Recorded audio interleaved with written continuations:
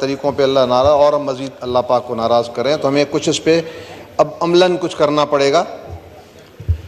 اب میں آتا ہوں جی، جو آج کی پاکستان کی صورتحال ہے کچھ دنوں سے، مجھے اس پہ عجوبہ نہیں ہے اسپیکر صاحب، یہ جو حالات ہیں، اور وہ کیوں کہ یہ 70 سال میں یہ آرڈر ان دی ہاؤس بڑی محنت سے میں نے ساری رات order in the house please تشریف رکھیں۔ آپ پرچیاں کرتے ہیں، ہم نے ادھر دل دماغ میں بناتے ہیں۔ ایک سیکنڈ ترقی جی مسٹر صاحبان، آپ لوگ کمر کر کے چیئر کی طرف کھڑے ہیں، سینئر پولیٹیشنز پلیز تشریف رکھیں، امپورٹنٹ بات ہو رہی ہے۔ جی جناب خالد حسین ساری مکی رات صاحب۔ جی بڑی سیریس بات ہے سر، یہ مذاق نہیں ہے جو بنا ہوا ہے، پورے ملک کا معاملہ ہے۔ میں نے جیسے عرض کیا کہ یہ جو صورتحال ہے مجھے عجیب نہیں لگ رہی ہے، اس لیے کہ 70 سال میں ہوتا رہا ہے، یہ تاریخ خود بتاتی ہے کہ ایسے بھی فیصلے ہوئے کہ بڑے لیڈر جان سے چلے گئے، وہ بھی ایسے ہی پاور ہاؤسز سے فیصلے ہوئے۔ تو یہ حسب معمول ہماری عادت سی بن گئی ہے کہ کبھی نظریہ ضرورت ہوتا تھا، اب میرے خیال نظریہ محبت ہو گئی ہے، نظریے میں تھوڑی تبدیلی آ گئی ہے، لگتا ہے ایسے کہ نظریہ محبت کے تحت یہ معاملے ہو رہے ہیں، اور وہ فیصلے جن میں یہ پتہ نہیں کہ قانون کی بات ہے یا جنون کی بات ہے، یہ بھی عجیب لگ رہا ہے۔ تاریخ خود بتاتی ہے کہ کیا اس ملک میں ہوا، کیا نہیں ہوا۔ ملک کو بنانے والے خاندان بھی اس کی زد میں آ گئے، فاطمہ جناح مرحومہ کا معاملہ، جس آئین کی رٹ لگی ہوئی ہے، آئین ملک میں آواز آ رہی ہے، اس کو ہی پھانسی کے پھندے پہ چڑھا کے شہادت، اللہ ان کی مغفرت کرے، تو وہی محفوظ نہیں رہے، اور جس کیس میں اگر وہ ملوث بھی ہوتے تو اس میں بھی پھانسی نہیں لگتی تھی۔ تو جب آپ یہ کر سکتے ہیں تو آج ہم کیا امید رکھیں کہ یہاں پہ اس قسم کے فیصلے دوبارہ نہیں ہو سکتے، کیونکہ اس کا کوئی تدارک نہیں ہوا، اس کے بارے میں کوئی ڈسکشن نہیں ہوئی، اس پہ کوئی فائنل کوئی نتیجہ نہیں نکلا، وہ باتوں کی باتیں رہ گئیں اور ابھی تک باتیں چلی آ رہی ہیں۔ اب آ جاتے ہیں جی آج کی صورتحال پہ کہ اس وقت جو یہ 4 3 3 2 2 3 گنتی شروع ہو گئی ہے، اور ادھر کے اختلافات جہاں پہ بیٹھ کے فیصلے ہونے ہیں، جہاں پہ ترازو کو برابر رکھنا ہے، تو یہ تو بڑی غیر یقینی صورتحال ہے کہ وہاں پہ جب یہ رویے اور یہ اختلافات اور دراڑ آ گئی ہے تو کیسے باور ہوگا، کیسے بھروسہ ہوگا اس فیصلے پہ۔ پچھلے 4 سال کی میں آپ کو ایک مثال دیتا ہوں کہ یہ چوروں کو پکڑنے کا سلسلہ ہوا اس ملک میں، جی چور پکڑنا ہے، میاں صاحب ہیں، آصف زرداری صاحب ہیں، سب کو وہ جنہوں نے پکڑنا تھا یا جنہوں نے کام کرنا تھا انہوں نے چھوڑ دیا۔ اگر یہ ہاؤس بیٹھ کے اس کام کو شروع کرے، SHO بن گیا تھا یہ ہاؤس، اور یہاں سے فیصلے جاتے تو وہ جس کو جیل میں ڈالا گیا، جس کو سزا دی، وہ تسلیم ہی نہیں کرے گا اس کا دل کہ مجھے میرے ساتھ تو پولیٹیکل وکٹمائزیشن ہوئی ہے، میں سے تو بدلہ لیا جا رہا ہے، وہ کبھی بھی تسلیم نہیں کرے گا اس سزا کو یا اس جیل میں جانے کو، وہ کہے گا کہ یہ تو ذاتیات پہ ہو رہا ہے۔ تو یہ ہمارے رویے شروع سے رہے ہیں، اور اس وقت یہ جو حکومت کی تبدیلی ہوئی، سال جس تجربے کے تحت خان صاحب کی حکومت لائی گئی، اور جو 4 سال جو ہم ساتھی ان کے ساتھ تھے، کچھ 2 واقعے میں 3 بتاتا ہوں۔ ایک دن ایسے ہوا کہ جی ہمیں بجٹ کا سال تھا، 20 غالباً 20 تھا میرے خیال، 19 یا 20، تو ہمیں اطلاع ملی پرائم منسٹر ہاؤس سے کہ جی آپ نے کھانے پہ بھی آنے، اور میٹنگ بھی ہے، کھانا بھی ہے، اور دوسرے دن بجٹ تھا۔ تو ہم 2 دن پہلے کہیں اور کمٹ کر بیٹھے تھے، باپ پارٹی اور کچھ ہمارے MQM کے ساتھی بھی تھے، باقی ساتھی بھی تھے، دعوت نامہ۔ चौधरी शुजात साहब के पास गए हम। प्राइम मिनिस्टर साहब को, इमरान खान प्राइम मिनिस्टर से मिलने गए तो उन्होंने कहा इसके बाद खाना खाना। तो हमने कहा जी खाना हमारा कहीं और है, मीटिंग हम आपके साथ करते हैं, खाना। तो उन पे उनको इतराज़ लगा। कुछ और साथियों ने कहा कि जी प्राइम मिनिस्टर का खाना नहीं खाएंगे। मैंने कहा जी हम बलोच हैं, सारे हम इलाके वाले, हमारी कमिटमेंट होती है खाना खाने हम वहीं पे जाएंगे। तो हमें थोड़ा मसला हो गया कि हमारे 4 मेंबर तो हम फारिग थे, हमारी कैबिनेट मेंबर भी थी, कैबिनेट में भी थी जुबैदा जाल साहिबा। तो उसने हमारी तरफ देखा, उन्होंने उम्मीद रखी कि जी वो कैबिनेट की हैं, वो यहाँ पे बैठ जाएंगी, तो वो भी उठ के खड़ी हो गई। उस दिन के बाद मैं इनकी एक्स्ट्रा इज्जत करता हूँ। उन्होंने कहा जी हम अपनी पार्टी के साथ जाएंगे, ये प्राइम मिनिस्टर को हमारी सिटिंग कैबिनेट की मिनिस्टर कहती है। ये तो बात, असल बात है कि जब हम रास्ते में निकले तो मुझे फ़ोन आना शुरू हो गया कि जी आपने खाने पे नहीं जाना। मैंने कहा जी ब्रिगेडियर ने किया था, और कुछ बताऊं? अल्लाह उसकी मग़फ़िरत करे।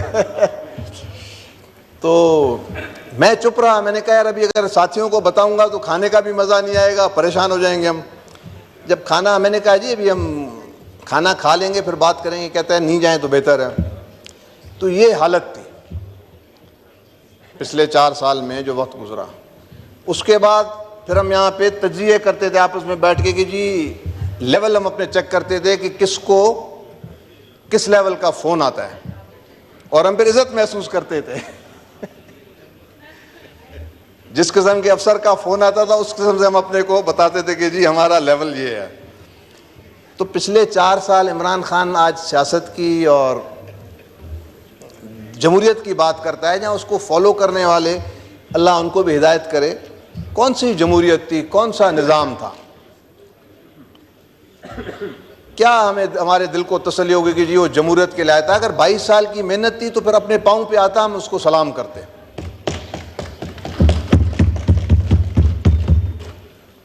आज उसको पहले लाने के लिए एक इदारा था, अब दूसरे इदारे की लड़ाई हो गई है। अब इदारों की लड़ाई में हम अवाम किधर जाएं? इस पाकिस्तान को इसलिए कायदे आज़म ने बनाया था कि ये सारे मिलके खिदमत करेंगे। पाकिस्तान का नाम अवाम है, ये अवाम के लिए मुल्क बनाता है, इंसानों के लिए बनाता है। ये अमेज़ॉन का जंगल नहीं है ये कि यहाँ पे दरख्तों की खाली ज़रूरत है। इस मुल्क को इंसानों के लिए बनाया है, यहाँ के इंसानों के लिए इस मुल्क को हमने आरामदेह बनाना है, पॉलिसीज़ बनानी है। 70 साल में इन अवाम के लिए एक भी पॉलिसी नहीं बनी। अगर कहीं पे सूरज निकलने लगा तो उसको रोशनी कहीं से आई तो उसके साथ जो हशर हुआ वो सबके सामने है। मोहतरमा बेनज़ीर साहबा शहीद आपके सामने है, भुट्टो साहब आपके सामने है, लियाकत अली ख़ान, फातिमा जिन्ना, कितनी हम बातें करें। और आमराना दौर कितना कितना अरसा चला। अब अगर हमें कोई सबक सिखाए ना कि जी इस मुल्क में कानून और आइन, दिल दिमाग नहीं मानता। आइन अगर कानून है तो फिर सबके लिए बराबर आइन और कानून होना चाहिए। इस वक्त एकदम मोहब्बत हो गई आइन और कानून के साथ। एक सिंपल रिक्वेस्ट थी इनकी कि जी आप, बड़ा अहम इशू है मुल्क का, 2-3 चीज़ें सामने आ रही हैं। सिक्योरिटी का इशू है, सेंसस हो रहे हैं। पहली दफ़ा तारीख में एक नए किस्म का इलेक्शन होगा कि एक अंडर अगर 2 गवर्नमेंट्स आ जाती हैं, उनके गवर्नमेंट्स के नीचे इलेक्शन, ये कैसे होंगे। तो इस पर अगर फैसला ही देना था, अगर फुल कोर्ट दे देता तो ज़्यादा बेहतर था, सारी जमातें मान लेती। और जी पूरे कोर्ट ने दे दिया है। अब इस किस्म का जो फैसला है ये तो पूरा एक मुल्क में जो कैफियत पैदा कर ली है, क्योंकि इस हुकूमत जो मौजूदा हुकूमत है इसको तो ऐसे टाइम पे हुकूमत मिली और दी गई कि तबाही थी। क्योंकि इमरान खान का जो उस वक्त ग्राफ था या जो सिचुएशन थी वो ख़ुद उनके मुंह से निकल जाता था, वो तबाही इनके गले में डाली। और अब हमारे साथ फिर ये भी हो रहा है कि आपको पॉलिटिकल सुसाइड भी कराया गया, और आप आज एक नॉर्मल आम सी बात मांग रहे हैं जो हक है इसका, इतनी बड़ी जमातों का, कि जी फुल कोर्ट को बिठा दें। वो इतने 3 दिमागों से अगर 8, 10, 12 दिमाग बैठेंगे, उनके फैसले के आने से तकरीबन एक تسلی ہو جائے گی کہ جی سب کا فیصلہ ہے. تو اس وقت جس طرح ہم ملک کو دھکیل رہے ہیں, اداروں کا تصادم جہاں اس وقت یہ ٹکر اگر آگے بڑھ جائے, خدا نخواستہ فائنینشیل ایشو بن جائے, سیکیورٹی مہیا نہ ہو, تو الیکشن کیسے ہوں گے؟ یہ ایک نئی ٹکر شروع ہو جائے گی. جی جناب. تو مقصد صاحب, یہ کچھ عرض میں نے آپ کے سامنے کرنا تھا. جو زیادتیاں ہوئی ہیں اس ملک میں, ہم جو چھوٹے صوبوں والے ہیں, کل بھی ہمارے بھائی نے بتایا کہ جی پنجاب کے معاملے میں ہر ہمیشہ ایک فرق رویہ رہا ہے, باقی صوبوں کے معاملے میں فرق رویہ رہا ہے. بے نظیر صاحبہ کا اتنا بڑا حادثہ ہوا تو یہ الیکشن پیچھے ہو گئے تھے نا, کوئی قیامت تو نہیں آئی تھی. نوے روز کا ٹارگٹ تو ویسے ہی وہ گزر گیا ہے. اب اس پہ ضد کرنا, نوے روز کی رٹ, تو مجھے تو سمجھ نہیں آتی کہ یہ تو اس لیول پہ ایسے لگ رہا ہے کہ باقاعدہ پارٹی بن گئی ہے. اب جب ادارے بھی پارٹی بن جائیں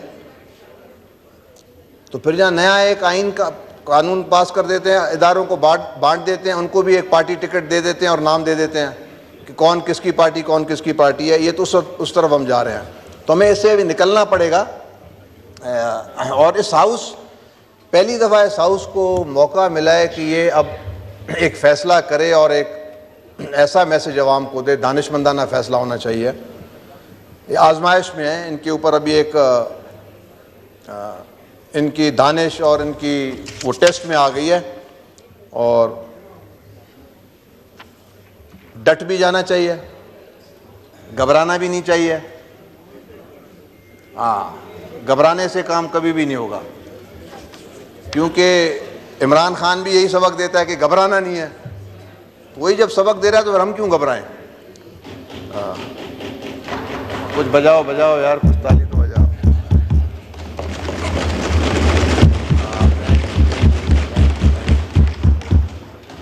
تو سب سے جو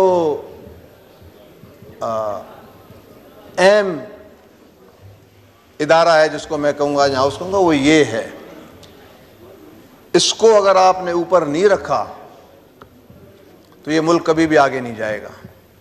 چاہے کوئی بھی قربانی دینی پڑے, اب اس کو اوپر رکھنا ہے.